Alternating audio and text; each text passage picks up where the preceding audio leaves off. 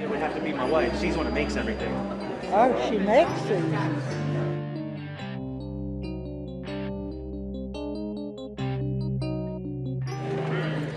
Is this a store? We used to have a store. Now we just do these shows. Yeah, I mean, for like 10 years we had a store, an actual brick and mortar location. We're from Steubenville, Ohio. We're like 3 hours north of here.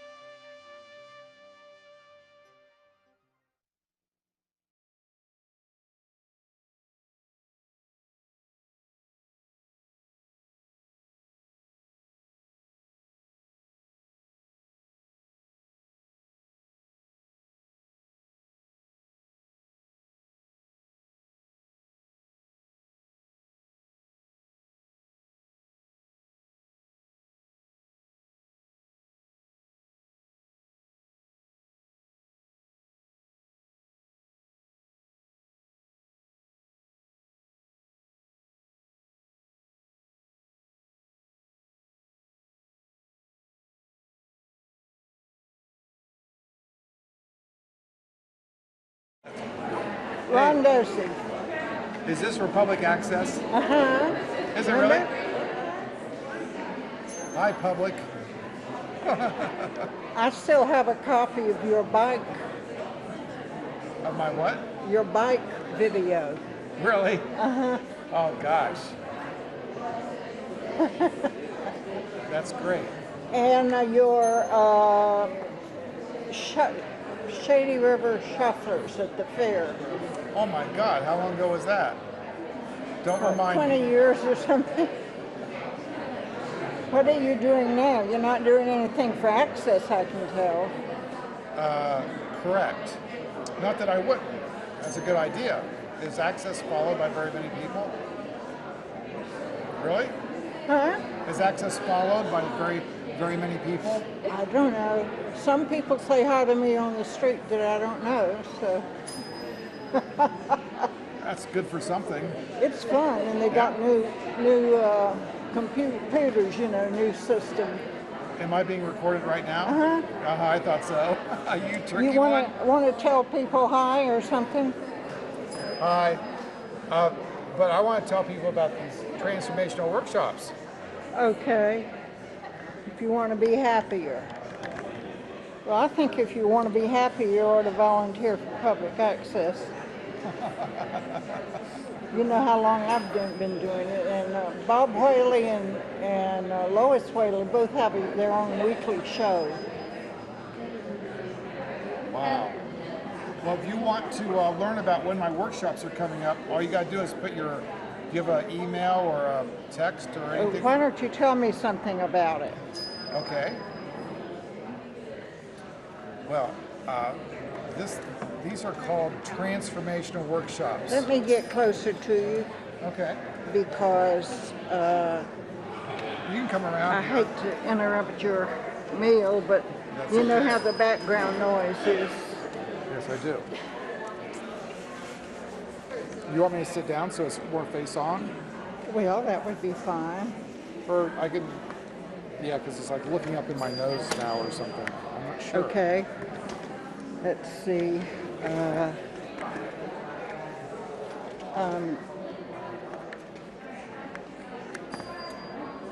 Okay, and so that you look at here instead of me. Okay, but remind me your first name again.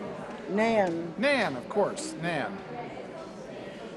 Well, Nan, thank you for asking. Transformational workshops are louder. Okay, transformational workshops are workshops that help people transform their lives. Which means if you want to be happier, if you want better relationships, if you want to improve your work situation, if you want to improve your fate in life, there are ways that you can do that. And you can stay in the circle that you're in now and tell yourself the same stories that you tell yourself that keep you from moving on, or you can move on. So these workshops are about helping people come into their own, to connect with what it is that they want and how to get it, to understand what they let get in the way, and give them tools to get that stuff out of the way so that they can come from an authentic place of empowerment and get what they want out of their life. And do you have any questions about that, Nan? Well, can I ask a question about you? Sure. What happened to you? It seems like you disappeared. Well, I actually didn't disappear. I've been a father of kids that are now just leaving the college age. Oh, really? Yeah. So that's kept me busy. I've landed in the country where I garden and do selective cut logging, and I'm creating some cabins to make a retreat just outside of Athens. So that's kept me busy. And I've transformed my business where for 40 years I helped inventors to market inventions. Inventions, I was going to ask you about Right. that. Because you know a lot about patent law and all that. Well, I know a lot about patents and things like that. I'm not a patent attorney, but I know about marketing them and what that's about. And You patented one of those little round... the little stick-on blind spot mirrors that stick on your outside mirror, yeah, that's something that I put on the market. and sold successfully for decades and decades. Wow. Well, And I wrote the book, The Inventor's Bible, in its 4th edition with Random House. 4th edition, 2012, no, 2015, with Random House. And so, I'm impressed. so it's doing well. However, I decided that I wanted to market something more meaningful than just inventions. And so these trainings, these transformational trainings, actually help people change their lives. So to me, changing a life was more important than just offering a new invention in the world. Where did you get your training? Well, I'm training right now out of Florida. So once a month, I travel for a weekend in Florida to learn how to do these trainings. And I'm towards the end of my training, so now I'm doing practice trainings of this nature. And the closest trainings to here are Charlotte, North Carolina, and Detroit, or New York City. So What's the name of the outfit? well, there are different ones. There's different outfits doing these kinds. One's called Spectrum, one's called CEC. The one in Florida is called Gratitude Training. You can get under gratitudetraining.com. They're very inexpensive. It's 4 days, Thursday through Sunday.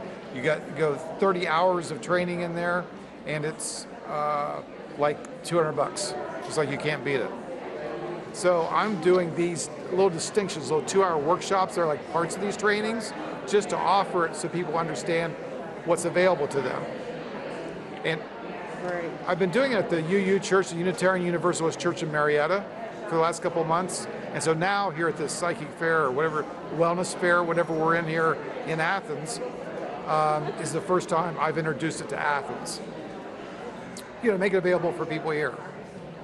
So if they want to learn about a 2-hour workshop, they could contact me for information. Should I give my number? Or is it going to go in the public and I'm going to get, That's okay. weird Just stuff? Say it slowly. Really? Or I can give my I mean, email. That make more sense? Okay. You can email me. Yeah, email docie@docie.com, and Docie spelled OCIE. DOCIE. And I'll give you a phone number. What the heck? 740-591-1239. That's 740-591-1239. If you have any questions about transformational workshops or when I'm going to do the next one, the first one, next one will be free. Now, when you say, you start the word trans something. And Transformational. Transformation. Yes. Okay, well, thank you for recognizing me. Oh, how could I not recognize you, Nan? Thank you. Okay, thank you. And don't forget public access. Thanks. You can come on and do anything. Okay. You know that. Thank you for the invitation. Okay, yeah. It's in the Morrison School, the old Morrison School Which on floor? Richland. It's as you walk in the side off the parking lot, it's the first suite on the right. Okay. Thank you.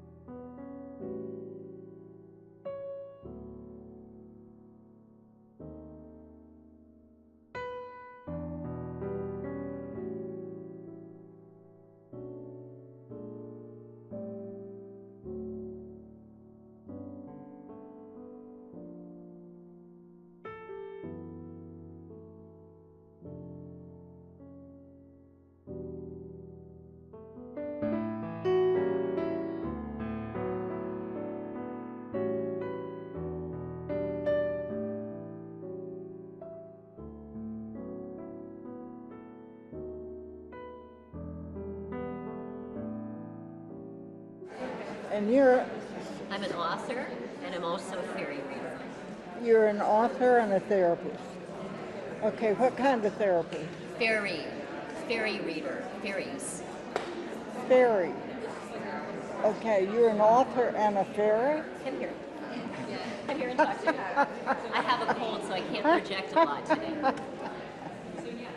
Yes, I write about the fairy realm and also about the angel realm, but I also do fairy readings as well. You do fairy readings? That is correct. Are you have a background with fairies? That is correct. You do? Yeah. Where? Where I actually am a fairy. So I've been working with fairies since I was a child. Yeah. And all of my books are communicated directly through a guide. This deals with Avalon as a fairy realm, and it's a realm that houses an ancient mystery school, which is a school for the soul. And I also, like I said, write about angels, and yeah, it all comes through guidance. Now, is this fairy something that you image or that you really see? It's not one, it's fairy kingdoms. I'm sure do you know anything about fairies? Do I know anything about fairies? Yeah, there are fairy kingdoms in water, in the air, in fire, in rock, fairies in flowers and trees, in all fabric of existence. They're nature spirits, and they help to keep nature alive and thriving. Absolutely. Do you believe in angels? Yeah. Well, I know about angels. Okay. Fairies are another order of spirit being. You can think of an angelic being. This is another order of spirit being. Absolutely. Well, and your name is? Carol Weekland. And where do you live? Northeast Ohio, a place called Youngstown. Pardon? A place called Youngstown, Ohio. It's in the Young- Northeast. Oh, yeah, I've heard of it. Thank you. Thank you. And what are you filming for your own gratification? Public or- access. Oh, okay. What public? Athens public access. Okay. It's Very good. local. Good. Thank you. You're very welcome.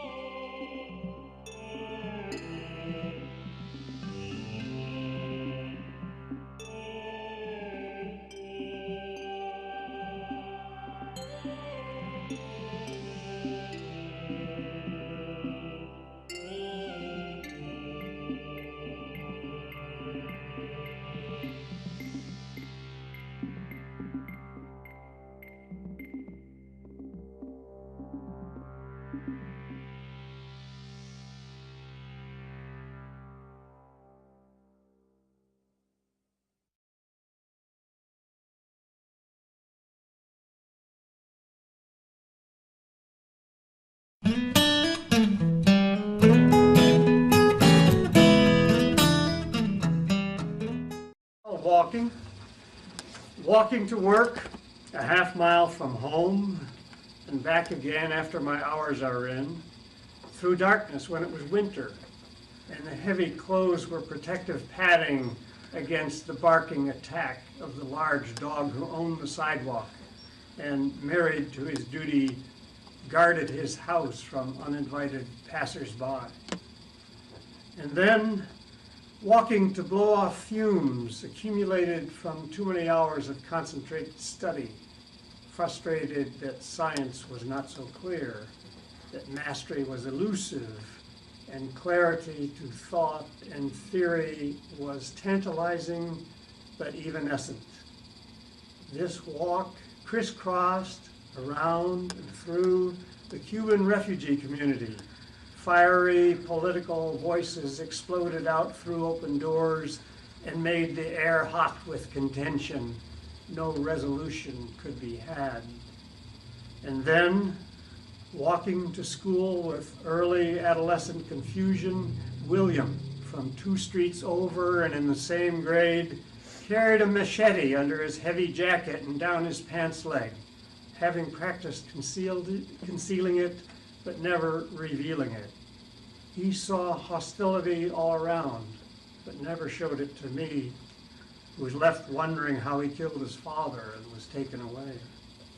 And then walking the trails in many parks, nose filled with smells of the soil and the leaves underfoot, berries in season, birds mostly high up but all quiet in midday, and all the while struggling to identify the wealth of shrubs and trees. And then walking the exercise route, entertained by whatever showed up along the way, what changes from 2 days ago and what changed, saying hello to all encountered and a comment with familiar ones, mulling dilemmas and plans, at times a smile of clarity, then running for counted steps, what the knees allow, and back to walking, and then walking in step with the rest of the platoon, the company, the battalion, the division on parade, thousands of left feet struck at once, rifle barrels a moving thicket planted in rows, all together a being, each soldier a captured unit, as with thousands of blackbirds turning in the sky as a wave or mullet splitting as the swimmer moves through. For then, walking and thinking, and which is more human? Compare the deer, the herd of cattle, the mustangs, and the flight of birds. Human walking and thinking mark the species unique. Keep thinking about it. All right, this is the Great Bear Guides. There is a great bear that roams the northern sky, a guiding ancient legend painted wide and high. So too storms are concocted and vengeance falls strong. Mythical travel is lured hypnotically with song. The woes of mere humans are brought to the throne and justice levied while stones are thrown and conflict sown. Wide seas have parted to allow a blessed passage, all magical doings conveying a humbling message.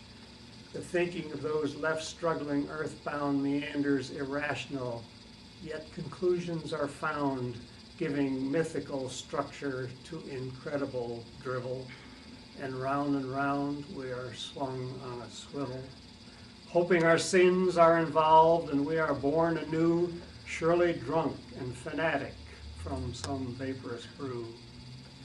Fresh, new children are condemned to pain, left trying to please and hoping to gain comprehension of truth from a chorus of smears. What a burden has been placed on those innocent dears. The expectant mother with glorious belly now big, a service-berry tree supporting each flowering twig, while the cloaked harpies monitor the ripening fruit to pluck away and enrichen their most righteous suit. The more the better, the deeper the despair. The priests grow wealthy, It's for their myth they care. Sailing explorers found the beckoning Southern Cross, heralding adventure and safety, or disaster and loss.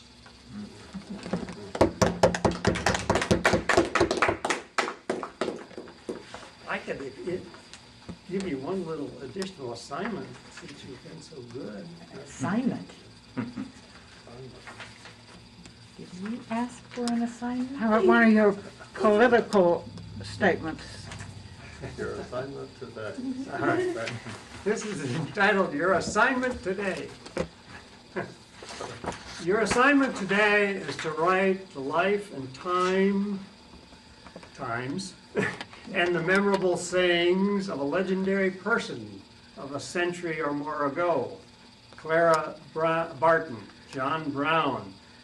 I changed to Lev Tolstoy, Emanuel Swedenborg, you name who. Use as reference your memory, what others may have told you, but no books, no library, no internet, only what you have learned and heard along the way and the image you have constructed. Tell us of humble beginnings, hard times, the moments of achievement, the crushings of tragedy, the barriers engineered by the jealous, by enemies and by detractors, the attacks, the death, the memories and legends afterwards built. Then stow your work away, and in 200 years, have it uncovered by troubadours, storytellers, and every maker of myth who will translate your work to the spirit of their times and place and beliefs, and they will publish it, and they will call it The Bubble. Okay. Bitter, bitter, bitter. Nice. And Well, I'm going to read, this is a poem by William Carlos Williams called This Is Just to Say. okay. I have eaten the plums that were in the icebox and which you were probably saving for breakfast. Forgive me, they were delicious, so sweet and so cold. And then this too is just to say. I discovered you have eaten the plums from the icebox, part of the menu I planned for tonight. Why ask forgiveness? You'll just do it or something equally selfish again. Fix your own damn supper. Did you have plums in there? Plums, yeah. I was at the library 3 days ago. There was something about plums being missing from the menu. Someone taking it at the main branch reading.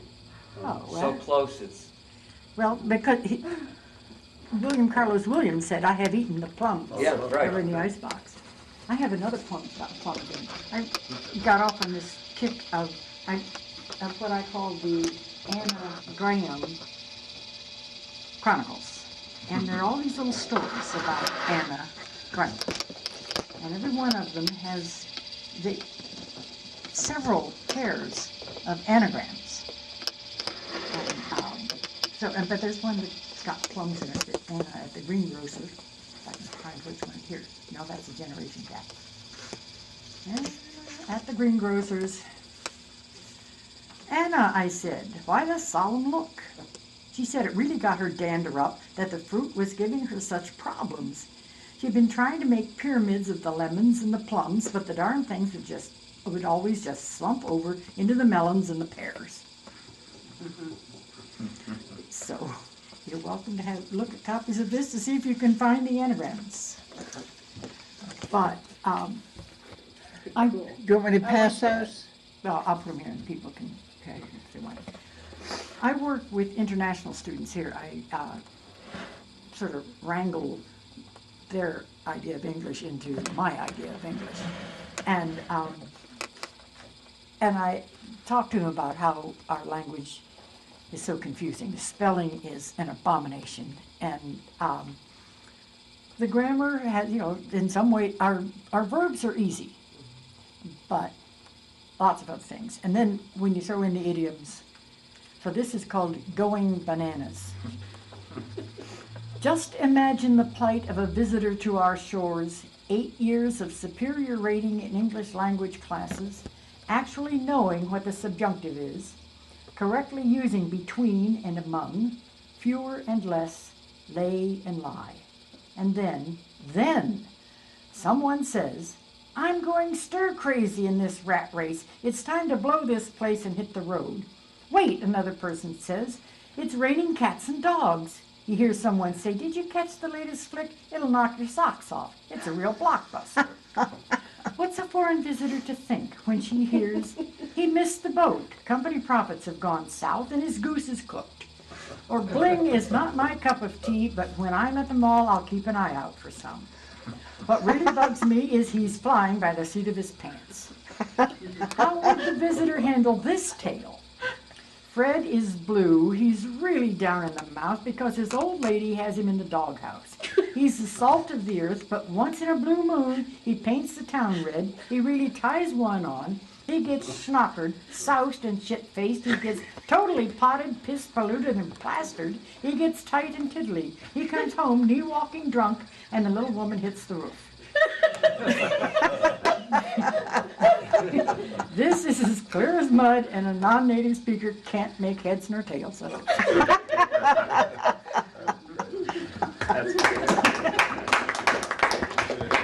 Favorites, or at least that's when I wrote about the soul, or what I thought the soul was. My feelings from it. It's called The Infinite Blazing Torch. A flaming, blazing torch burning. I see in the distance a torch endless. Yes, a torch that is forever and ever. I feel this torch within my soul. Yes, a blazing, burning, flaming torch. Within my very being, deep inside. Inside my heart is this torch aflame. Deep inside me is the fire burning, building. Yes, a building fire forever, free from hate. This fire of infinite power is here. It's here to stay for all time. Future and past. The flame is forever and is infinite. I see this flame, this fire beyond, and I felt comforted and secure. I felt the goodness come over me. Yes, fire was more than just a flame. I knew it was more, and I felt a presence of all light so endless. In that moment, that very second, I knew that heaven had been opened. In that slowing night, I knew of light. That shining light was Jesus Christ, and I felt that goodness that is Christ. I felt the caring affection that Jesus sends to all every day and night. In that second, I knew of purity, for Christ gave me the sight to see. Well, that's one of the things I like, but thank you. Foibles. I heard the banging of spoon on cup. His foibles, mannerisms, habits, idiosyncrasies. Why is he banging a teaspoon on the rim of the china cup after he stirs the hot tea and sugar? There's nothing on the spoon, but he has always done this. I said, honey, do you want me to tell you something? What about, my husband asked. About you, I said. Only if you want me to tell you something about you, he answered. That shut me up. I didn't want to hear something that would probably hurt me. Maybe I wasn't even aware of it, but now I would be. Or maybe I just thought it was a lovely facet of my personality. Now that he's gone, I wish I could hear the teaspoon banging on the rim of the teacup. It would mean all is right with the world, and my husband and the father of my children would still be alive.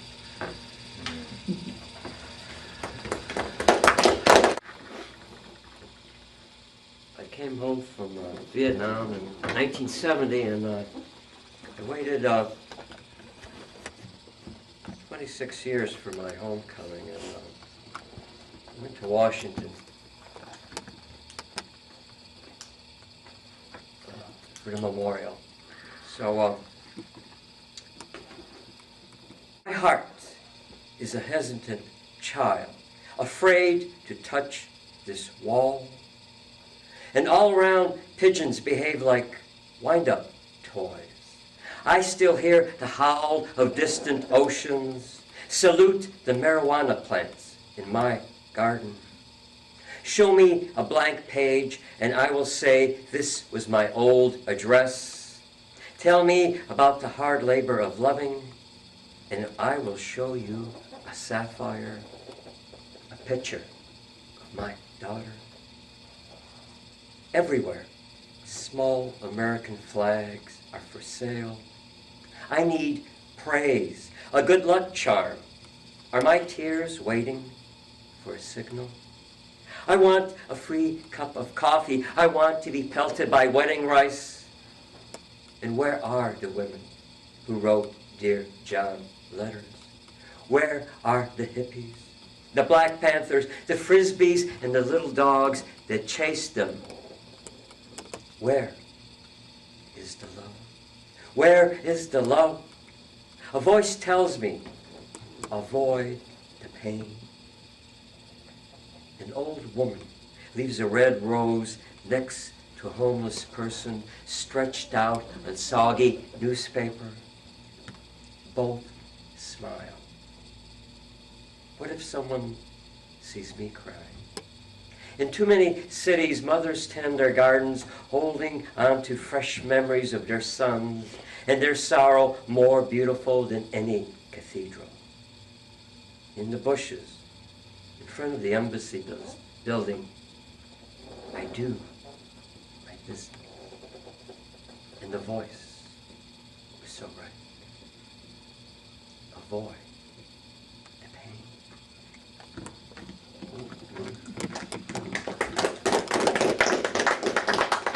Here's yet one more. It's called Life is Origami. A seed nestles into fertile soil, taking root and sprouting. Soon a plant begins to bud, bending toward light and water. A sperm swims into an oven. An embryo forms inside a womb. A baby's head soon crowns. A crying babe is born. The flower blooms in lush glory, but the blossom quickly fades. When turgor pressure is lost, petals wilt, then droop and drop. The child matures into adulthood. Then old age too soon encroaches, dragging a tale of dread disease. Skin wrinkles, bones get brittle. Sun nor water is now desired as the stem slowly bows its head. The plant grows dry and brittle. It crumbles and turns to dust, powder that rides upon the wind. The patient shuns the eye of the day. Emaciation wreaks its wanton work. Doctors call it wasting. The dying body collapses onto itself. Slowly the corpse then turns to dust. And then this is the final stanza which brings them together. This dust commingles as it swirls. In time, other seeds will nest here. The cycle of life is origami. Life unfolds, death infolds, then life unfolds again. It's beautiful.